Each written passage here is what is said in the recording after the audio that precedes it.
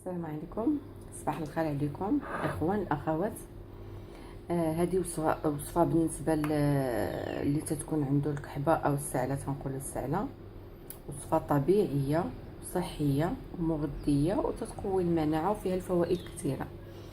بالنسبه تتقبطوا الشريحه، انا خديت قول شي 20 حبه، جوج كرات، جوج رويصات ديال الثوم، يعني كل راس يكون فيه المهم جوج ريصان ديال الثوم.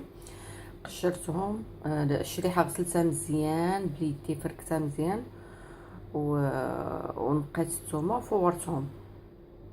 ومنين جيت نطحنهم طحنتهم بالعسل الحره الاصيليه مع الزيت البلديه، وخرج لي هذا المعجون. هذا راه الصراحه دقه بطله بالنسبه للسعله، وراه بنيتي عجبتها الدراري. انا درتو بالنسبه لبنتي تاع السعل وداكشي، درتو لها حسن من الدواء وصحي، وصدقوني راه مفيد بزاف كاع الامراض وكاع هذا، وشي حاجه اللي انتيبيوتيك طبيعيه.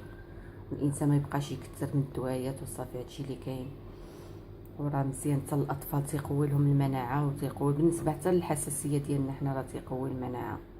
غير الشريحه تكون انا تناخذها من عند واحد الزيت يبسها طبيعيه، ومع ذلك تنغسلها مزيان حتى ما تيبقاش فيها يعني ما تيبقاش المهم ما فيهاش هي اصلا تيقول لي على رقبته ما فيهاش طحين، يبسها في العروبيه مزيان.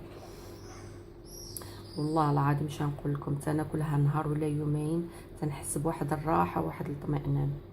تبارك الله عليكم. يلا بسلام عليكم.